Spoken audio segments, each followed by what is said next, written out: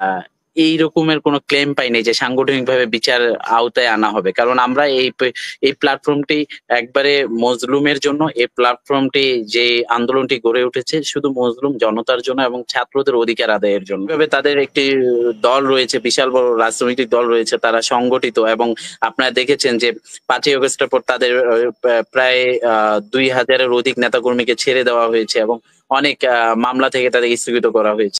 বিগত মানে কয়েকবার স্বাস্থ্য উপকমিটির সদস্য হওয়ায় মন্ত্রণালয়ে গেছিলাম, কিন্তু কখনো আমি স্পেশাল রুম খুঁজে পাইনি।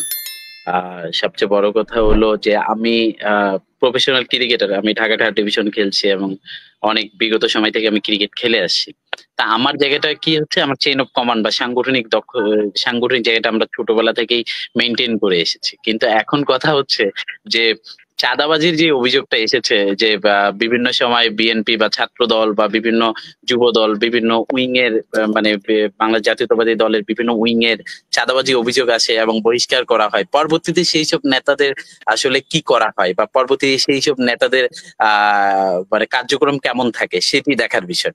আমি আমি এমনও জানি আমার এলাকার বিভিন্ন যিনি প্রেসিডেন্ট ছিলেন তাকে যখন বহিষ্কার করা হলো গত ১ই জানুয়ারি, পরবর্তী সময়ে তাকে আবার কিছুদিন আগে বিএনপির একটি সম্মেলন ছিল, সেখানে গেস্ট হিসেবে আনা হয়েছে এবং বিভিন্ন সময় তাকে বিভিন্ন প্রোগ্রামে ডাকা হয়েছে। তো আমরা জানি যে এটা শাক দিয়ে মাছ ঢাকানোর গল্প। এটা এখনকার তরুণ সমাজ বা এখনকার যে জেনারেশন তারা এগুলো কিন্তু মেনে বুঝতে পারে।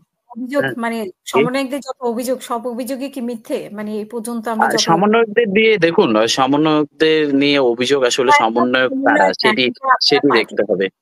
জি, আমরা যারা ১৫৮ জন সমন্বয়ক যেটি জাতীয়ভাবে রয়েছে এবং আমাদের যে সমন্বয়কের তালিকা বিভিন্ন এলাকায় দিয়েছিল সেই সমন্বয়ক ওইটা কিন্তু আমরা একবারেই ওই সময় স্থগিত করা হয়েছে। কিন্তু ১৫৮ জন সমন্বয়কের মধ্যে কারো বিরুদ্ধে যদি কোনো অভিযোগ আসে সেই বিষয়টা যাদের বিরুদ্ধে অভিযোগ এসেছে তাদের আমাদের ডিজিএফআই আছে, এনএসএ আছে, বিভিন্ন গোয়েন্দা সংস্থা আছে, তারা সেই রিপোর্ট দেবে, আইনগতভাবে ব্যবস্থা নেওয়া হয়েছে। কিন্তু আমরা সাংগঠনিকভাবে কোনো রকমের এই রকমের কোনো ক্লেম পাইনি যে সাংগঠনিকভাবে বিচার আওতায় আনা হবে। কারণ আমরা এই প্ল্যাটফর্মটি একবারে মজলুমের জন্য। এই প্ল্যাটফর্মটি যে আন্দোলনটি গড়ে উঠেছে শুধু মজলুম জনতার জন্য এবং ছাত্রদের অধিকার আদায়ের জন্য। এটির জন্য এই আন্দোলন আমরা রাজপথে ছিলাম। পরবর্তী সময়ে আমাদের মধ্যে গুরু দায়িত্ব এসে পড়ে যে রাষ্ট্র সংস্কার এবং রাষ্ট্রের একটি গুরুত্বপূর্ণ দায়িত্বগুলো আমাদের পড়ে। এই রাষ্ট্রের প্রত্যেকটা দায়িত্বে পালনের ক্ষেত্রে আমাদের আসলে আমরা এই রাজনীতিতে অনেকেই এখানে যারা আন্দোলন করেছি বা অনেকেই কিন্তু নতুন মুখ রাজনীতিতে, বা এত বড় গুরু দায়িত্ব আমাদের মাথার উপর এসে পড়েছে অল্প বয়সে। তো আমাদের বিভিন্ন সময় স্টেপে নিতে হলে আমাদের কিছু ভুল থাকে বা ভুল বিভ্রান্ত ঘটনার সম্মুখীন হই আমরা। তবে সেগুলো সমালোচনা করবে, সেই সমালোচনাগুলো নিচ্ছি। এইটাই তো নতুন বাংলাদেশের সার্থকতা যে সকলে সমালোচনা করছে। তবে আপনারা কি কাউকে এরকম ব্যবস্থা নিয়েছেন? মানে আপনাদের মধ্যেও যে কেউ এরকম নাই সেটা তো আপনারা বলতে পারবেন না, কিন্তু একেবারেই যে কেউ নাই আমরা এমন অভিযোগ পাইনি যে ট্রান্সফারের অভিযোগ বা এটা আমরা প্রশাসন থেকে পাচ্ছি না বা প্রশাসন আইন পুলিশ হোক বা বিভিন্ন জনতার কাছ থেকে আমরা শুনছি এটা পাচ্ছি না। তবে ওই যে আমরা বললাম না বিভিন্ন সময় বায়াসড হয় যে আসলে দেখুন এখন আমি এলাকায় অনেক কাজ করতেছি বা কোনো না কোনো ভাবে এটা রটে গেল যে আমার আশেপাশে কেউ একজন বললো যে ও টাকা নিয়েছে, কিন্তু আসলে বিষয়টা কতটুকু সত্যতা এটা নিশ্চিত করতে হবে। এই সত্যতা নিশ্চিত কিন্তু এখনো প্রশাসন করছে, এনএসআই, ডিবি।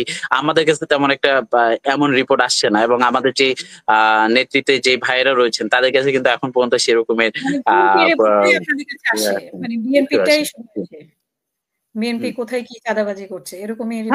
কারণ তাদের সেভাবে তাদের একটি দল রয়েছে, বিশাল বড় রাজনৈতিক দল রয়েছে, তারা সংগঠিত এবং আপনারা দেখেছেন যে ৫ই আগস্টের পর তাদের প্রায় ২,০০০-এর অধিক নেতাকর্মীকে ছেড়ে দেওয়া হয়েছে এবং অনেক মামলা থেকে তাদের স্থগিত করা হয়েছে। তো আসামিরাও যারা হলো মানে রাজবন্দী ছিল তারাও বের হয়ে এসেছেন এবং তারা অনেক সংগঠিত।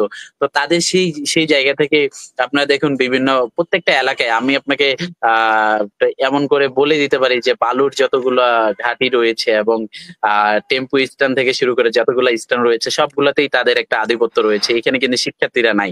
শিক্ষার্থীরা কোথায় রয়েছে? শিক্ষার্থীরা রিডিং রুমে রয়েছে, শিক্ষার্থীরা রাজপথে রয়েছে, হয়েছে শিক্ষার্থীরা আন্দোলনে এবং আপনাদের মজলুমের জন্য আন্দোলন করে যাচ্ছে।